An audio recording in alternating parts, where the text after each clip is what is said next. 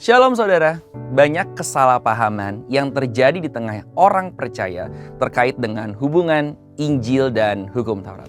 Contohnya, karena sudah ada hukum kasih, maka kita tidak memerlukan lagi seluruh isi hukum Taurat. Apakah benar demikian?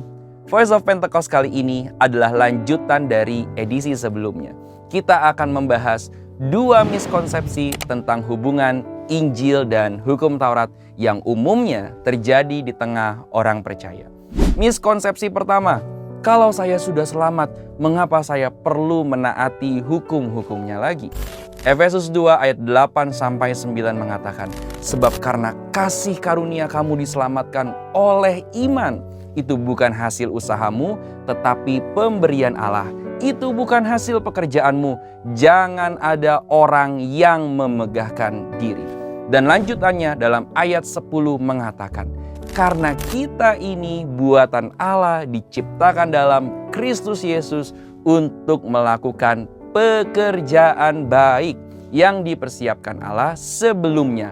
Ia mau supaya kita hidup di dalamnya. Dari hal ini kita mengetahui bahwa kasih karunia Allah yang menyelamatkan justru menuntun kita untuk melakukan pekerjaan baik yang dipersiapkan oleh Allah. Dan bagaimana kita dapat mengetahui standar pekerjaan yang baik jika kita tidak mengetahui prinsip dalam hukum moral Allah? Dan dalam ayat yang lain, firman Tuhan mengatakan, jikalau kamu mengasihi aku, kamu akan menuruti segala perintah. Dengan sangat jelas, firman Tuhan yang Yesus sendiri katakan memberi petunjuk.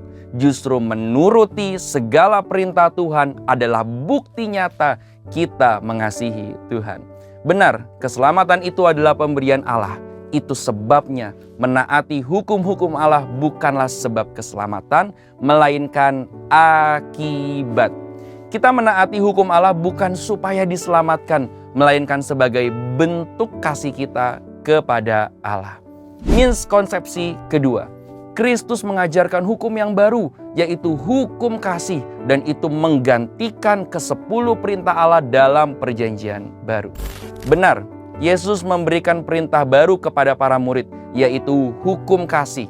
Namun, baru yang dimaksud adalah Yesus memperbaharui hukum itu sebagai tanda bahwa orang-orang yang melakukannya adalah murid Kristus.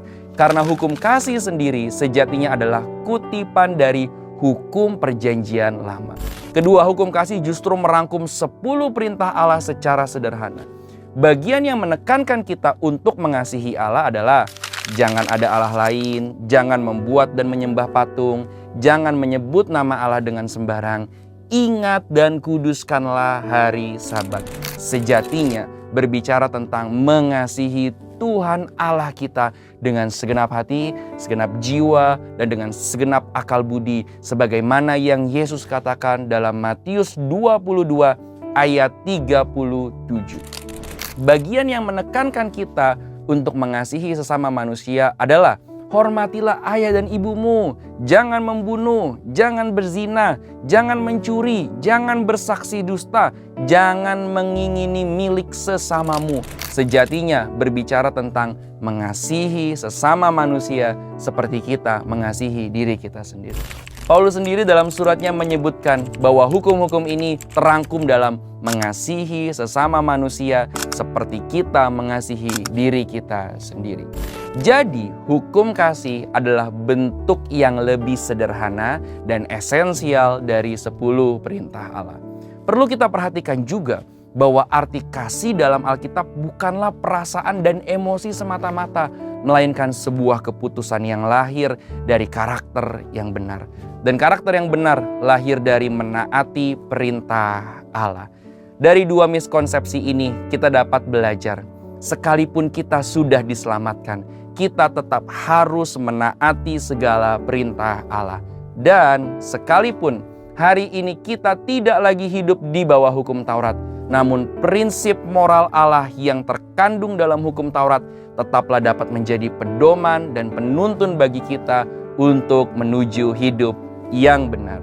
Saudara, Untuk penjelasan lebih lengkap dari tim teologi kami, silakan buka link yang ada di atas atau scan QR Code yang tersedia. Tuhan Yesus memberkati.